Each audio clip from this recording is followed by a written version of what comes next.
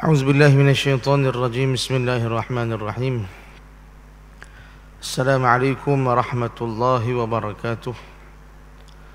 إن الحمد لله نحمده ونستعينه ونستهدي ونستغفره ونتوب إليه ونعوذ بالله من شرور أنفسنا ومن سيئات أعمالنا. من يهده الله فلا مضل له ومن يضلل فلن تجد له وليا مرشدا. والصلاة والسلام على رسوله الأمين وعلى آله وصحبه أجمعين. نويت التعلم والتعليم والتذكر والتذكير والانتفاع والنفع والإفادة والاستفادة والحث على التمسك بكتاب الله تعالى وسنة رسوله صلى الله عليه وسلم، والدعاء إلى الهدى والدلالة على الخير ابتغاء وجه الله ومرضاته وقربه وثوابه. أما بعد. Alhamdulillah, kita bersyukur pada Allah, masih lagi Allah Ta'ala kurniakan kepada kita semua peluang dan kesempatan untuk kita sama-sama meneruskan ketaatan kita kepada Allah Subhanahu wa Ta'ala pada saat ini. Mudah-mudahan apa jua yang kita buat pada hari ini Allah Ta'ala terimalah hendaknya sebagai amal salih kita di sisinya, insya-Allah. Amin. Sebelum daripada kita meneruskan perbincangan kita pada malam ini, mari sama-sama kita sedekahkan suratul Fatihah kepada menteri kita yang telah kembali ke rahmatullah. Sebagaimana semua kita maklum pada hari semalam, iaitulah almarhum Datuk Seri Salahuddin bin Ayub. Mudah-mudahan Allah Ta'ala merahmati beliau, mengampunkan dosa kesalahan beliau dan menempatkan beliau bersama dengan para salihin. Bismillahirrahmanirrahim. Alhamdulillahirabbil alamin, arrahmanirrahim, maliki yaumiddin, iyyaka na'budu wa iyyaka nasta'in, ihdinas siratal mustaqim, siratal ladzina an'amta 'alaihim ghairil maghdubi 'alaihim waladdallin. Amin. Saudara jemaah yang dirahmati oleh Allah Ta'ala sekalian, kita sedia maklum bahawasanya kita pada masa sekarang sedang berada dalam satu bulan yang sangat mulia. Bulan ini namanya bulan Muharram, sebagaimana yang telah kita dengar ceramah-ceramah di awal tahun baharu Islam baru-baru ini, kelebihan bulan Muharram berbanding bulan-bulan yang lain. Maka oleh demikian, janganlah hendaknya kita terlupa ataupun dilupakan tentang keistimewaan bulan Muharram ini, sehingga kita buat sama saja bulan ini dengan bulan-bulan yang lain. Jadi tugas saya pada malam ini untuk mengajak saya sendiri dan kita semua, mari sama-sama kita lihat pada malam ini bagaimanakah apa yang telah pun disarankan oleh Rasulullah sallallahu alaihi wasallam untuk kita buat satu amalan pada bulan ini yang cukup istimewa dia punya ganjaran. Insya-Allah dalam 2-3 hari lagi, ataupun lebih tepatnya pada hari Jumaat inilah, lebih tepatnya pada hari Jumaat ini insya-Allah kita akan bertemu dengan 10 Muharram. 10 Muharram. Hari 9, hari Khamis 9 Muharram, hari Jumaat 10 Muharram. Maka dalam kalendar diari umat Islam saban tahun, tiap-tiap tahun sama saja. Maka pada 10 Muharram ini ada satu peristiwa yang sepatutnya kita kena ingat sama. Masuk saja tahun baru Islam ataupun bulan Muharram, kita kena set dalam minda kita, KG saya akan bertemu dengan hari ke-10 bulan Muharram, yang mana 10 Muharram ini ada saranan khusus daripada Nabi SAW untuk kita melaksanakan satu tuntutan ibadah namanya puasa. Saumu Ashura, puasa sunat hari Ashura. Ini kita akan bahas lebih lanjut pada malam ini dalam masa yang ada ini. Maka di antara amalan yang saleh yang sangat digalakkan untuk umat Islam lakukan pada bulan Muharram ini ialah dengan memperbanyakkan puasa. Daripada 1 Muharram sampailah ke akhir Muharram, puasa ni sangat dituntut. Kerana Nabi SAW ada menyatakan dalam satu hadis riwayat Sayyidina Abu Hurairah radhiyallahu taala anhu, kata Nabi, afdalus siyam ba'da syahri Ramadan syahrullahil Muharram. Seafdal-afdal puasa yang lebih baik, yang lebih ganjarannya di sisi Allah setelah kita berpuasa pada bulan Ramadan, iaitulah puasa pada bulan Allah, yakni bulan Muharram. Dan sesungguhnya kata Nabi, wa inna afdalas salah ba'dal mafruḍah salatun minal lail. Dan salat yang paling afdal setelah salat yang fardu, iaitulah salat pada waktu malam, yakni qiyamul lail. Jadi hadis ini hadis riwayat Imam Abu Dawud yang menunjukkan kepada kita bahwasanya sepanjang bulan Muharram ini sebenarnya sangat afdal untuk kita puasa sunat. Kalau kita diberi kemampuan, ada kesempatan, peluang, kita puasa sunat sepanjang bulan Muharram ini, maka itulah puasa yang sebaik-baik selepas daripada bulan Ramadan. Kita sedia maklum bulan Ramadan tak nak celeng lah, sebab bulan Ramadan itu puasa yang wajib. Mesti ibadat wajib lebih besar daripada ibadat sunat, dia punya nilaiannya.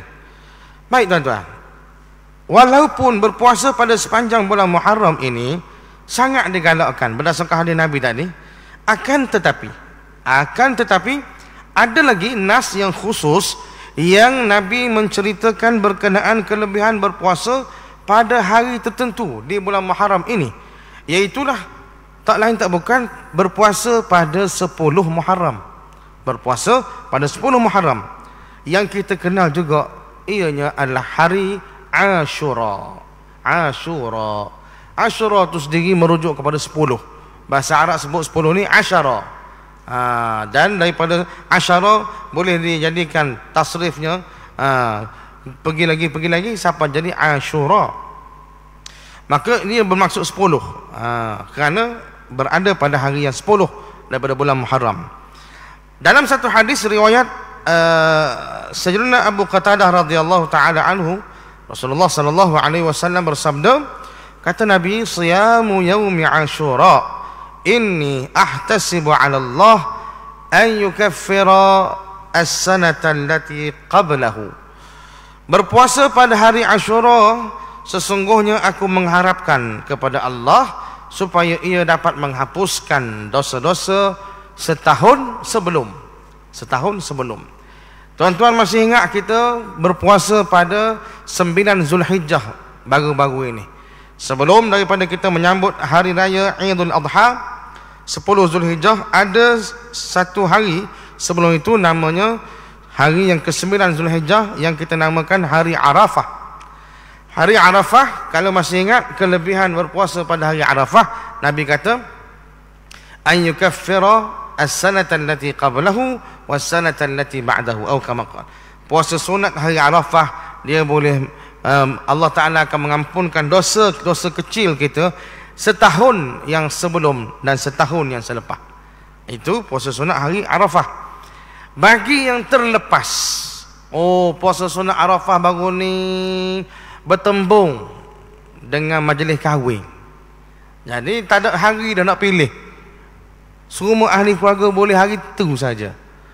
Ataupun dia sambut birthday anak, anak tak sambut birthday dia, ngajuk dia, jadi sambut juga, kena pula pada hari Arafah baru-baru ni. Okey, maka tak peluang lah mak ayah untuk berpuasa pada hari itu, sebab nak raih pada majlis-majlis tadi. Okey, maka kita belum lagi dikira orang yang rugi serugi-ruginya, kerana Allah beri peluang lagi kita hidup hari ini, dan kita mohonlah Allah Ta'ala hidupkan lagi kita pada hari esok, lusa, sehinggalah kepada hari Jumaat ini. Kerana pada hari Jumaat ini bertepatan dengan 10 Muharram. Di situ kalau kita puasa pula pada hari Jumaat ini, kita akan dapat kelebihan yang Nabi sebut tadi, bahawasanya akan diampunkan dosa kita oleh Allah setahun yang sebelum. Arafah tadi, puasa Arafah setahun sebelum, setahun selepas. Kalau Ashura setahun sebelum saja. Setahun yang selepas itu, setahun yang akan datang, tidak dijamin keampunan oleh Allah. Adapun Arafah, siapa-siapa yang berpeluang puasa Arafah baru-baru ni, dia dapat double pengampunan untuk yang sebelum, dosa-dosa hak lepas-lepas yang kita buat, Allah Ta'ala beri keampunan. Adapun dosa-dosa yang selepas setahun yang akan datang, dihuraikan oleh ulama, bukan kata kita jadi maksum, kita jadi lesen besar, buat apa pun tak ada dosa ke mana, bukan.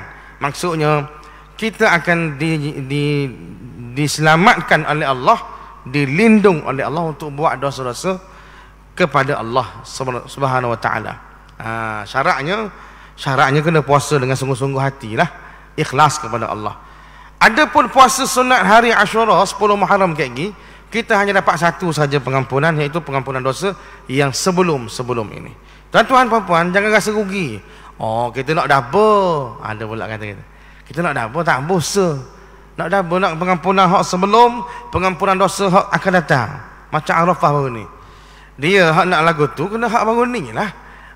Kalau betul-betul nak pengampunan double, sepatut kita kena bersungguh lah gitu kan. Majlis guanda-guanda pun ambil nak puasa juga. Gitu. Tapi dah kita mengalah dah baru ni, kita nak pula hak sama macam ke selepas pada ni, payahlah. Sebab peluang ni bukan datang semua dalam kehidupan kita. Jadi apa yang hadir kita manfaatkan. Tuan-tuan, dosa-dosa kita hak kita dah buat sebelum ni berlambak-lambak, yang Allah Ta'ala belum tentu lagi ampunkan dia. Jadi kita tak payah nak berangang untuk diampunkan dosa setahun akan datang. Sebab setahun hak lepas ni, hak lepas pun, hak maring dulu, hak tahun lepas, dosa-dosa hak buat ni, rasanya banyak lagi yang belum terampun. Dan kita pun tak tahu kita dosa banyak mana, dan kita pun tak tahu banyak mana yang telah diampunkan oleh Allah Ta'ala. Oleh demikian, penting sebenarnya puasa sunat hari Ashura ini, kerana dia boleh mengampunkan dosa-dosa kita yang lepas. Pengampunan dosa yang lepas ni banyak Allah Ta'ala janjikan sebenarnya melalui lisan Nabi kita sallallahu alaihi wasallam. Dalam Ramadan baru-baru ni pun banyak mana pengampunan dosa kepada dosa kita yang lepas-lepas, Allah Ta'ala juga beri peluang. Sebagaimana yang kita dah dengar hadis, Nabi kata, man sama ramadhana imanan wahtisaban ghufira lahu ma taqaddama min dhanbi. Siapa yang puasa Ramadan dengan penuh keimanan dan pengharapan kepada Allah, maka Allah akan ampunkan dosa-dosanya yang terdahulu, yang lepas-lepas. Dengan sebab kita puasa di bulan Ramadan saja, baru ni sebulan, Allah ampunkan dosa-dosa kecil kita yang lepas-lepas tiap-tiap hari dalam bulan Ramadan. Satu lagi, Allah Ta'ala oleh kerana dia tahu kita banyak lagi yang tak settle ni, dalam bulan Ramadan juga selain daripada puasa, kita dapat pengampunan dosa kita juga bila kita sembahyang tarawih. Nabi sebut, man qama ramadhana imanan wa ihtisaban ghufira lahu ma taqaddama min dhanbi. Siapa yang solat sunat di bulan Ramadan, sinonimnya solat tarawih lah. Kita terjemah gitu, walaupun man qama tu sendiri terjemahan tu boleh luas lagi. Siapa, kita ambil satu terjemahan dia, satu tafsiran daripada hak sekian banyak tafsiran. Siapa yang mendirikan solat sunat, ataupun kita kata sembahyang tarawih lah, siapa yang sembahyang tarawih di bulan Ramadan, Nabi kata, maka dia akan dapat pengampunan dosa-dosa yang sebelumnya juga.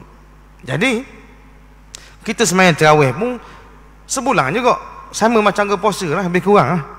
Maknanya tiap-tiap malam mari sembahyang tarawih, dapat pahala dan dapat keampunan dosa yang lepas-lepas.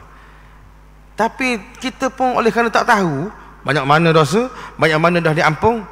Oleh yang demikian, kalaulah ada tawaran pengampunan dosa lagi yang lepas-lepas oleh Allah, jangan kita lepas peluang. Tu dia punya moral of the story. Jangan kita lepas peluang, tuan-tuan. Yang terdekat hari Jumaat ini, hari Ashura, Nabi SAW sebut puasa pada hari Ashura, Nabi kata akan mengampunkan dosa kita oleh Allah yang telah terdahulu. Jadi pakatlah rebut untuk kita dapat luangkan masa kita, tenaga kita pada hari Jumaat ini, hari ke-10 Muharram, untuk kita sama-sama berpuasa. Hari Khamis tu, malam tu pakat bincang dah macam mana nak nyahu esok ni. Pakat kejut, pakat peringat, pakat kucing-jang, standby makanan untuk sahur apa semua, supaya dapat kita berpuasa dengan penuh kualiti pada hari Jumaat ini.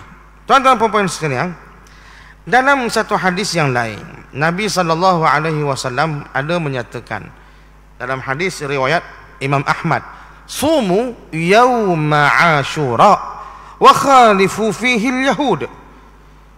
Berpuasalah kamu pada hari Ashura, yakni 10 Muharram.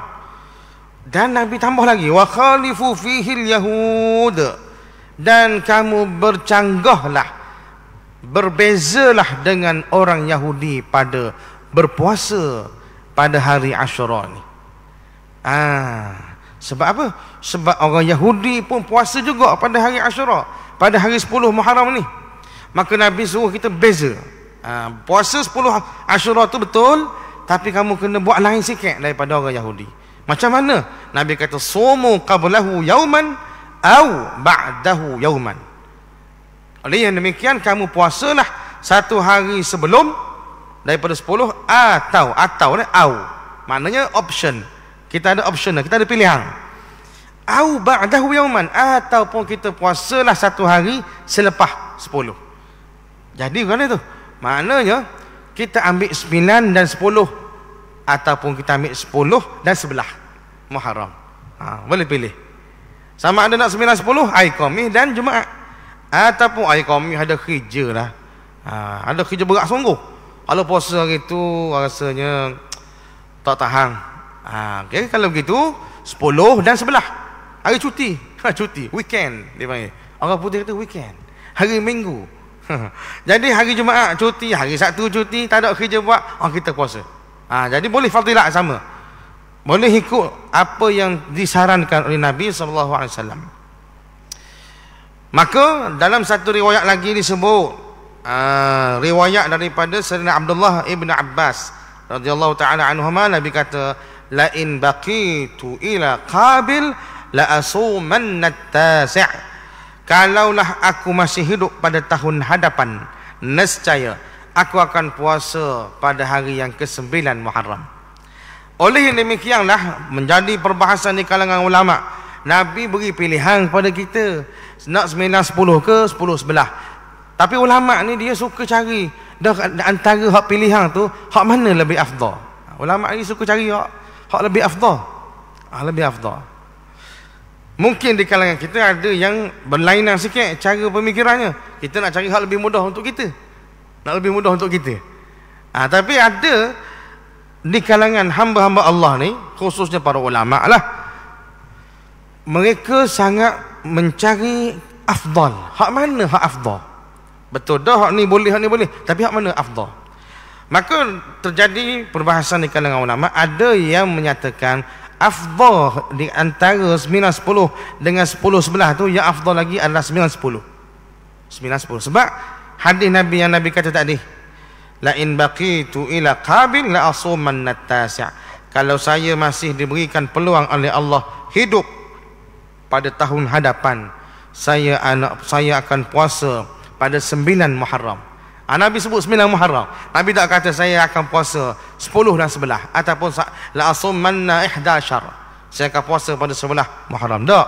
Nabi kata tasi', ada figure di situ, ada nombor. Tasi' 9. Saya akan puasa pada 9. Maka ada ulama yang menyatakan yang afdalnya adalah 9, 10. Tapi oleh kerana kita ada urusan-urusan tertentu tadi, kalau dah tak boleh juga nak puasa pada hari itu, ataupun kita cuba puasa tapi tak berjaya 9 tu, ada banyak cabaran, rintangan, halangan, dugaan, macam-macam lah. maka tak berjaya, sekarang hari saja. Baik, 10 kita puasa penuh dan puasa lagi sebelah. Tujuan apa sebenarnya? Tujuannya nak berbeza dengan orang Yahudi. Itu tujuannya. Baik. Walaupun Nabi SAW sebenarnya tak sedang puasa pun 9. Sebab Nabi wafat. Nabi wafat, maka tahun hadapan tu Nabi tak puasa. Tak sedang nak puasa. Maka walau bagaimanapun begitu, kata ulama, ianya telah pun tubik pada lisan Nabi, dah keluar pada lidah Nabi. Nabi kata molek kita bersalahan dengan orang Yahudi dalam bab puasa Asyura ni. Dan Nabi sebut pula, kalau saya hidup tahun depan, saya nak puasa 9 dan 10. Maka atas dasar itu dah juga dinilai sebagai satu arahan ataupun saranan daripada Nabi SAW yang dikira sunnah juga, kata ulama. Maka kita kena jugalah semolek-moleknya puasa 2 hari, sama ada 9, 10 ataupun 10 sebelah. Tapi dah kalau kata tak ada peluang, 9 pun tak ada, sebelah pun tak ada, boleh puasa 10 saja. Kalau 10 saja pun 10 lah. Sebab hak tu hak utama sebenarnya. Hak tu hak utama. Puasa Asyura tu sempena 10 Muharram. Tapi yang kata 9 dan 11 tadi diberi pilihan sebab untuk berbeza dengan orang Yahudi. Okey? Itu dia punya isu dia. Baik tuan-tuan sekalian. Ada sesuatu yang menarik yang kita boleh bincang dalam masa yang ada ni.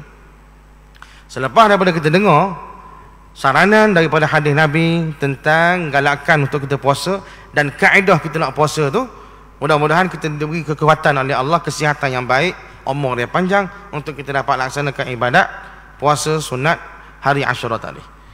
Cuma ada yang menarik sikit untuk kita boleh bahas dalam masa yang ada ni. Kenapa Nabi bersungguh sangat nak puasa pada hari Asyura? Kenapa Nabi bersungguh sangat untuk nak puasa dan menyuruh kita untuk puasa pada hari Asyura? Kenapa? Itu persoalan. Dalam satu riwayat daripada Sayyidina Abdullah ibn Abbas radhiyallahu taala anhuma, dia kata, qadima an-nabiy sallallahu alaihi wasallam al-Madinah fara'a al-yahudu tasumu yawm Ashura faqala ma hadha qalu hadha yawm salih hadha yawm najja Allah bani Israil min aduwwihim fasamahu Musa qala fa ana ahaqqu bi Musa minkum fasamahu wa amara bi siyamihi. Satu riwayat daripada riwayat hadis Imam Bukhari. Rasulullah SAW tiba di Madinah dan kemudian baginda melihat golongan Yahudi berpuasa pada hari Asyura, pada hari 10 Muharram. Lalu baginda pun tanya, sebab apa ni puasa hari ni? Apa awak ni? Mereka jawab, ini adalah hari yang baik. Hadza yaumun salih. Ni hari molek ni. Wahai Muhammad, hari molek. Hadza yaumun najjallahu bani Israil min aduwwihim. Sebab apa hari ni hari molek? Sebab hari ini Allah menyelamatkan. Hari ke-10 Muharram ni, dalam sejarahnya dia cerita, Allah telah menyelamatkan Bani Israel daripada musuh mereka. Maka oleh kerana selamat Bani Israel ini kaum Nabi Musa alaihissalam lah. Maka oleh kerana selamatlah kaum Bani Israel daripada musuh mereka, siapa? Fir'aun lah. Fir'aun musuh mereka pada masa itu, yang nak terkang, nak cari, nak igak, nak bunuh Bani Israel yang beriman dengan Nabi Musa. Maka akhirnya Allah Ta'ala selamatkan kaum Bani Israel. Semacam mana yang kita dengar kisah laut terbelah, laut merah terbelah, apa semua tu, 12 lorong tu, apa semua tu. Maka selepas saja selamat daripada cengkaman Fir'aun, maka Nabi Musa pun nak tunjuk tanda syukur dia pada Allah. Fasamahu Musa. Nabi Musa pun puasalah pada hari itu, hari 10 Muharram itu. Maka bila dah dengar cerita orang Yahudi tadi, Nabi SAW pun kata, fa ana ahaqqu bi Musa minkum. Oleh yang demikian, kalau begitu cerita papa awak ni, maka aku lebih berhak ke atas Musa berbanding kamu. Tuan-tuan ingat ayat ni Nabi kata, oleh demikianlah Oleh demikian kalau cerita awak begitu, maka aku ni lebih berhak dengan Musa berbanding pokokmu ni wahai Yahudi. Nabi kata. Maka baginda Nabi kita pun berpuasa, wa amara bisiyamihi, dan Nabi juga perintahkan umatnya berpuasa pada hari itu. Ini hadis riwayat Imam Bukhari. Jadi ayat hak Nabi sebut tadi, fa ana ahaqqu bi Musa minkum. Oleh kerana itu aku lebih layak untuk puasa pada hari ini sebab aku berhak dengan Nabi Musa. Apa maksud hadis statement Nabi itu? Nabi kata saya lebih berhak dengan Musa berbanding kamu. Maka kita tengok ada 3 faktor, 3 sebab yang menyebabkan Nabi kata begitu. 3 sebab. Paling-paling kurang ada 3 sebab. Yang pertama, kerana tanda syukur atas kemenangan Nabi Musa alaihi salam. Tanda syukur. Nabi SAW oleh kerana nak menyatakan kesyukuran terhadap rakan seperjuangannya Nabi Musa, yang perjuangannya sama, maka Nabi pun nak menyatakan kesyukuran dia juga ni. Nabi juga berpuasa sebagaimana yang Nabi Musa puasa pada hari kemenangannya, pada dilepaskan oleh Allah daripada cengkaman Fir'aun itu. Jadi ini apa nama ni, satu sunnah perbuatan Nabi sallallahu alaihi wasallam yang Nabi nak tunjuk kepada kita tentang hubungan yang ada di antara sama-sama kita orang Islam. Kita orang Islam, bila kita ada dengar orang sahabat kita lah, saudara kita ke, adik-beradik ke, dapat berita gembira, maka kita sepatutnya berkongsi juga rasa gembira dengan dia. Kerana itu adalah tanda persaudaraan Islam yang sejati. Bukan kata hak gembiranya awak, saya tak ada kaitan. Tak, tidak begitu. Kita raihlah juga dia. Kalau kita ada rezeki lebih, kita belanja dia makan atas dia punya kesyukuran ataupun berita gembira tadi. Kata ulama, al-farhu lil muslim wal huznu lahu alamatun min alamatil muslim. Kegembiraan kita kepada orang Islam dan kesedihan kita di atas kesedihan dia, itu adalah tanda daripada tanda-tanda seorang Islam. Wa sifatuhu min sifatih, dan sifat orang yang beriman dalam banyak-banyak sifat-sifat orang beriman. Dia berkongsi rasa. Ini yang disebut oleh hadis Nabi sebenarnya. Nabi SAW sebut dalam satu hadis yang diriwayatkan oleh Imam Bukhari dan Imam Muslim, masalul mu'minina fi tawaddihim wa tarahumihim wa ta'atufihim masalul jasad idza ishtaka minhu 'udwun tada'a lahu sa'irul jasad bis-sahri wal humma atau kama qala. Perumpamaan orang beriman dalam kasih sayang mereka, dalam belas ihsan mereka, seumpama satu jasad. Nabi kata, bila mana ada satu anggota daripada jasad itu mengadu sakit, maka seluruh anggota di jasad itu akan turut merasakan kesakitan yang sama. Apa maksud Nabi tuan-tuan? Jasad kita ni, di bahagian tubuh badan kita ni, kalau satu je sakit, contohlah kita kena kaki kena batu, kaki sepak batu, luka ibu jari. Okey, apakah reaksi kita pada masa kita sepak batu tadi? Dan sepak batu tu semestinya akan merasakan satu kesakitan pada diri kita, pada kaki tu lah. Tapi siapakah yang sebut sakit? Aduh ke? Aduh, sakit. Allah. Siapa yang sebut? Mulut, bukan kaki. Kaki sepak je. Hak sebut, hak mengaduh ke, hak duduk adulah apa ni? Ya Rabbi lah, macam-macam lah tu atas amalan masing-masing lah tu. Apa nama ni? Tubik bahasa-bahasa hutang pada juga, bahasa-bahasa klasik-klasik ada berlaku lah. Itu atas amalan masing-masing. Hak tu adalah daripada mulut yang keluar. Dan bila mana mulut kata sakit begitu, apakah reaksi tangan pada masa tu? Hak sepak batunya ibu jari kaki. Tangan kita pun pergi selalu dah dekat Tepak hak sepak tadi. Ibu jari lah. Pergi sapu, pergi petak belek apa semua. Nampak tak di situ ada kerjasama di antara anggota-anggota badan kita. Macam kok kita sakit gigi, sakit gigi, adakah tangan duk saja? Duk saja begitu. Biasa orang sakit gigi ni tangan mesti akan duk di pipi ke, duduk atas dahi ke, duduk kat mata sebab senok mata. Macam-macam tangan tu akan main peranan sebab dia berkongsi rasa, tuan-tuan. Nabi SAW mengumpamakan orang yang beriman gitulah, dia sama-sama dengan orang beriman yang lain sepatutnya berkongsi rasa macam ke anggota badan tadi. Maka Nabi SAW telah menunjukkan contohnya kepada kita dalam berkongsi rasa.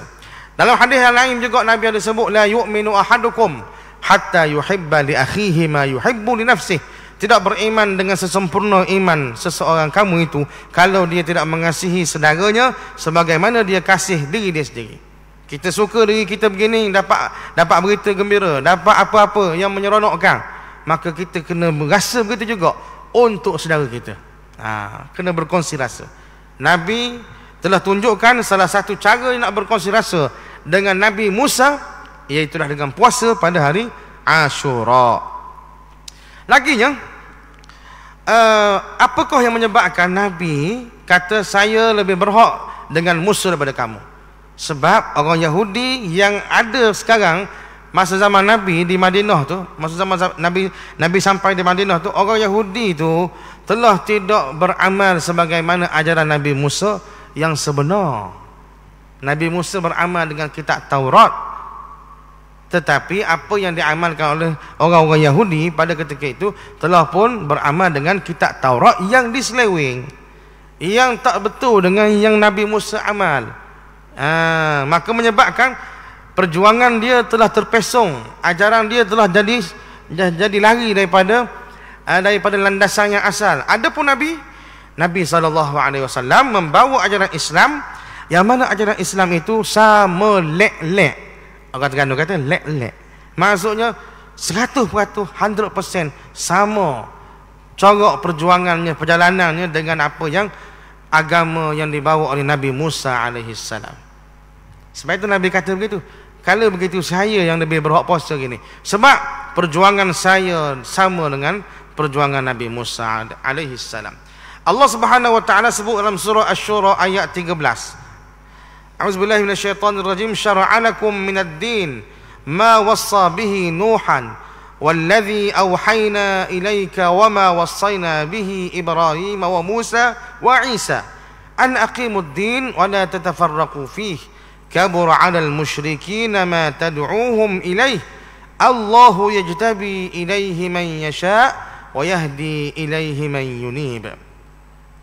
Kata Allah SWT dalam surah Asy-Syura ini pada ayat yang ke-13. Okay.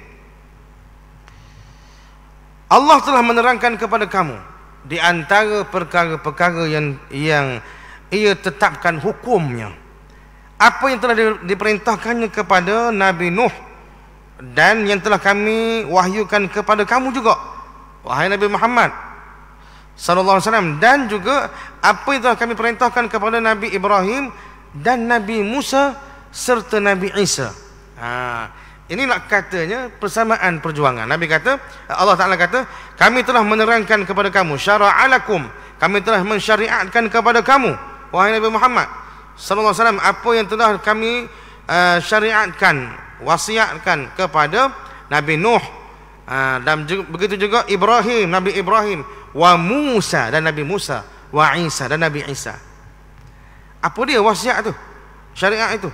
An aqimuddin, tegakkanlah pendirian agama, wala tatafarraqu fih, dan janganlah kamu berpecah belah ataupun berselisih pada dasarnya. Itulah dia punya persamaan perjuangan. Apa yang Nabi bawa dalam Islam, ajaran Islam itu sama dengan yang Nabi Musa bawa, perjuangan yang sama. Sebab itu Nabi kata dia lebih berhak untuk berpuasa. Bahkan kita umat Nabi Muhammad ini lebih berhak daripada orang-orang Yahudi yang ada ini, yang kalau mereka puasa pada 10 Muharram KG. Maka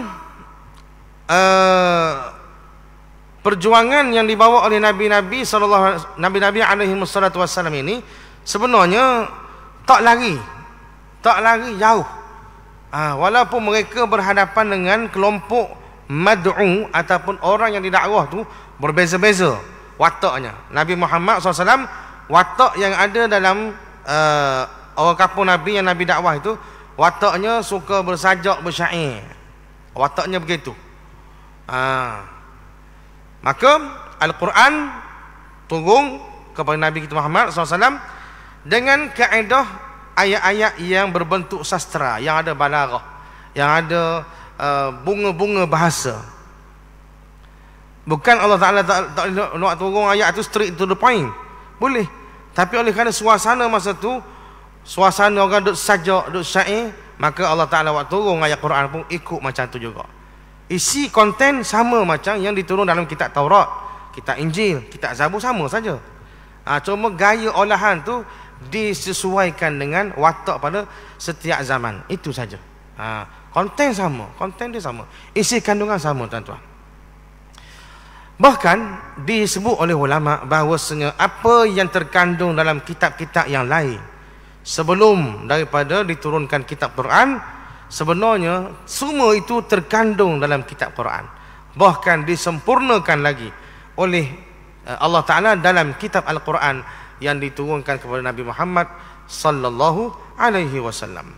Jadi istimewalah agama kita ni, kerana agama kita mencakupi ibadat-ibadat dalam agama yang lain, mencakupi juga syariat-syariat yang ada dalam agama bukan agama lain, dalam syariat yang telah diturun kepada nabi-nabi yang lain. Begitu. Baik tuan-tuan sekalian, katanya siapa ni? Syekh At-Tantawi. Syekh Tantawi sebut dalam satu kitab dia, kitab Al-Wasit, kitab tafsir. Dia kata, wal muradu bima syara'ahu subhanahu wa ta'ala ala alsinatin haula ar-rasul.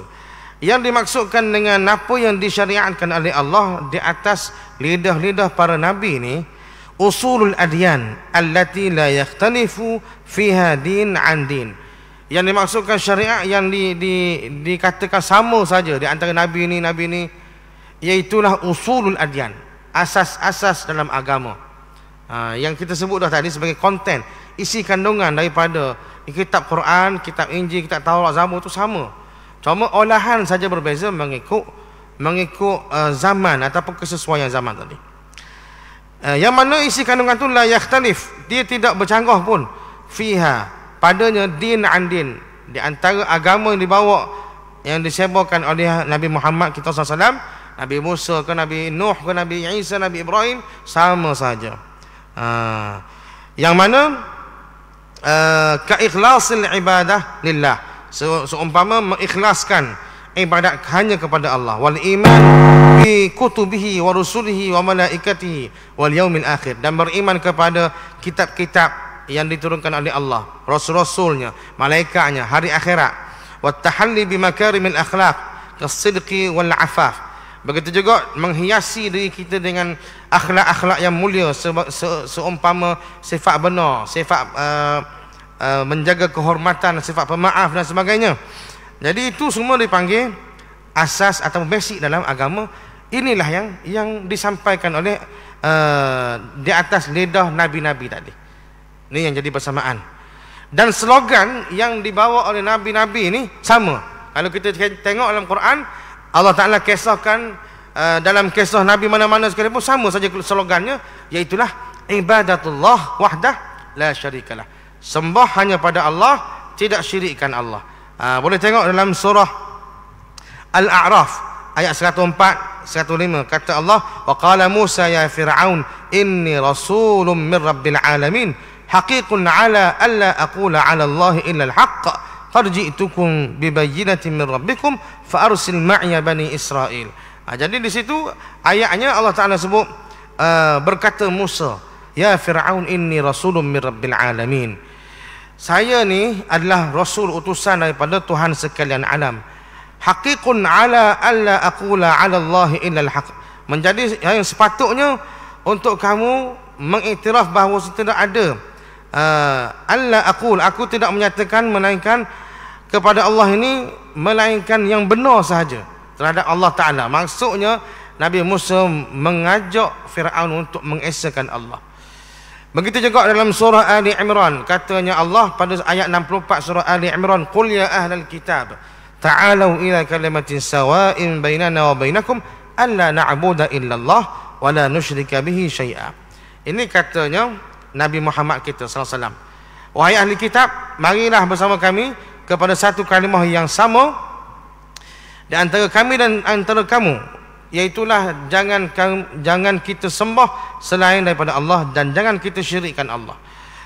Di atas lidah Nabi Nuh dalam surah Al-A'raf ayat 59, laqad arsalna nuhan ila qaumih, sesungguhnya telah diutus Nabi Nuh pada kaum dia, faqal, maka dia kata, ya qaum, wahai kaumku, u'budullah ma lakum min ilahin ghairuh, sembahlah Allah, maka tidak ada lagi Tuhan selain daripada Allah untuk kamu semua.